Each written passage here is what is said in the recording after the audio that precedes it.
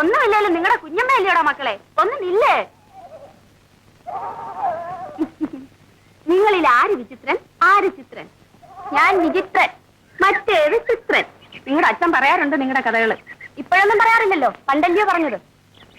ചേടാ വേന്ദ്ര, എടാ വിചിത്ര, അവിടെ നിന്നില്ലേ, ഒരു കാര്യം ചോദിക്കട്ടെ. എടാ നിൽക്കാനെ, കുഞ്ഞമ്മ പറയണേ, നിൽക്കടാ. എന്നാ ഞാൻ വന്നോളാം, നീ നടന്നോ. എടാ പോകണ്ടാടാ, അതിപ്പോ എന്തോന്ന് അങ്ങനെ ഒരു അധികാരം? ഞാൻ വീട്ടിൽ ചെല്ലുമ്പം പറഞ്ഞു കൊടുക്കും.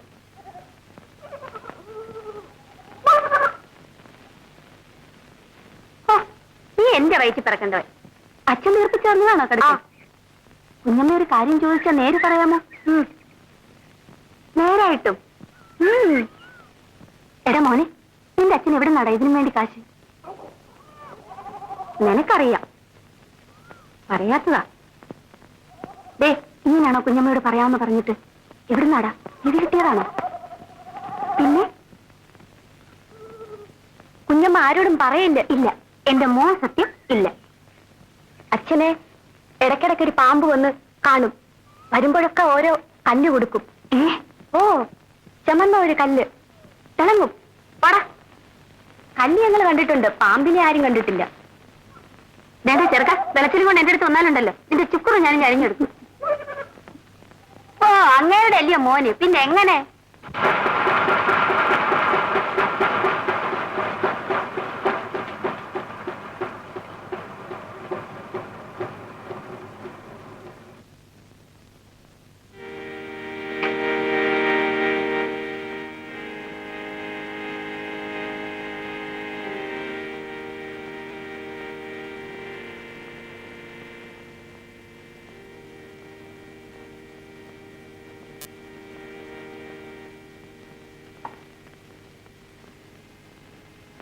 കാപ്പി അവിടെ ഇരുന്നോട്ടെ, സാധാരണ ഞാൻ വരുമ്പോ കൊണ്ടുവന്നോളാം.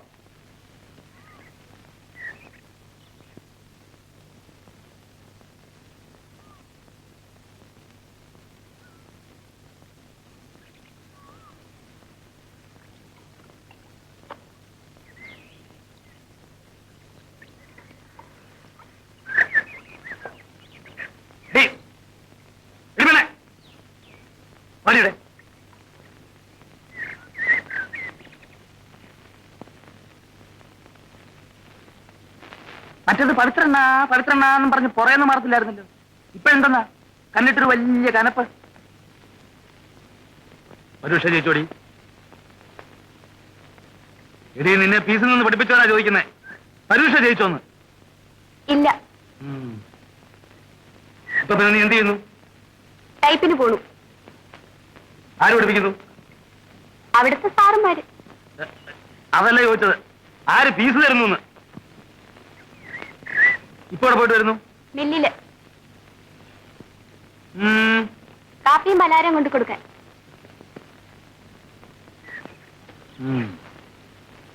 പൊക്കോ.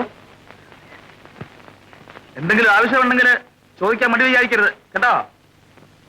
മറ്റവൾ എങ്ങനെ പോയാലും നിന്നെ ഒരു നല്ല നിലയിലാക്കി എടുക്കണമെന്ന് ഞാൻ അന്നേ വിചാരിച്ചതാ.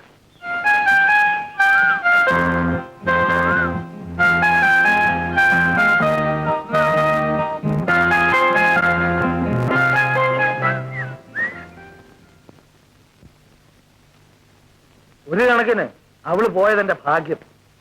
ഇല്ലേ പിന്നെ കുശുമ്പ് പൂത്തന്മാർ പറഞ്ഞുണ്ടാക്കിയനെ ഞാൻ അവളെ അനിയത്തെ വെച്ച് കാശുണ്ടാക്കുകയാണ്. ഇതൊന്നും പറഞ്ഞുകൊണ്ട് യാതൊരു കാര്യവുമില്ല. അധ്വാനിക്കാം, പിന്നെ ദൈവാധീനം വേണം.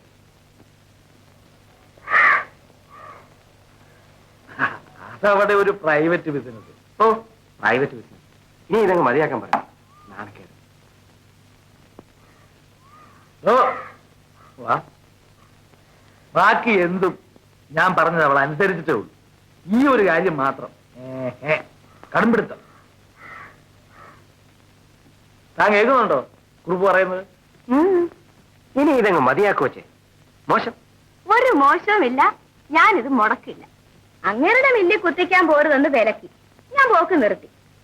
ആരുടെയെങ്കിലും കൈ കൊടുത്തേച്ച് കുത്തിച്ചോളാൻ ഇവിടെ സമ്മതിച്ചിട്ടുണ്ട്.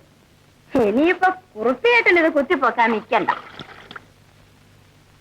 പക്ഷേ വല്ലവരുടെയും കൈ കൊടുത്തയക്കുമ്പോ അതിൻ്റെതായ കുത്തുവാശിയും കാണുമെന്ന് കണ്ടോണം.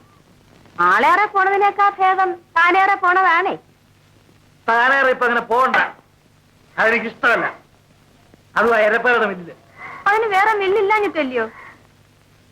ഉണ്ടേ ഞാൻ അങ്ങേരുടെ മില്ല് കൊടുത്തയക്കുവോ? ആട്ടെ, വേറെ മില്ലുണ്ടോ നീ? പിന്നെ കൊടുത്തയക്കാൻ എനിക്കെന്താ വട്ടുണ്ടോ? ഇത് നല്ല പോര് തന്നെ. ഏതോ എന്ത്യാനി പെണ്ണ് കാരണം ആണുങ്ങൾ തമ്മിലുണ്ടായ വഴക്ക് ഇപ്പൊ നമ്മുടെ തൊഴിലിന് തടസ്സോ?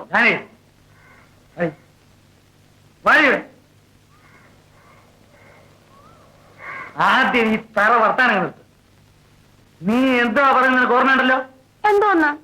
വേറെ മില്ലുണ്ടെങ്കിൽ നീ ആ അത്തപ്പഴയുടെ മില്ലിൽ പോകുകയല്ലോ? ഇല്ല. കുറുപ്പേ, നമ്മളാ കവലയിലെടുത്ത് എഴുതിച്ച 5 സെന്റ് സ്ഥലം എങ്ങനെ മില്ല് കൊടുക്കാൻ കൊള്ളാം? സാറേ, തമാശ പറയാം. ചോദിച്ചൊരു ഉത്തരം പറ കുറുപ്പേ. കൊള്ളാവോ? കണ്ണായ സ്ഥലം, ഏത് നിലയ്ക്കും കണ്ണായ സ്ഥലം. ആന്നേ ആന്നു. ജാനേ, നീ കൊടുത്തയച്ച് കുത്തിച്ചു. പക്ഷെ ഇനി അത് സ്വന്തം മില്ലിൽ മതി. മനസ്സിലായോ?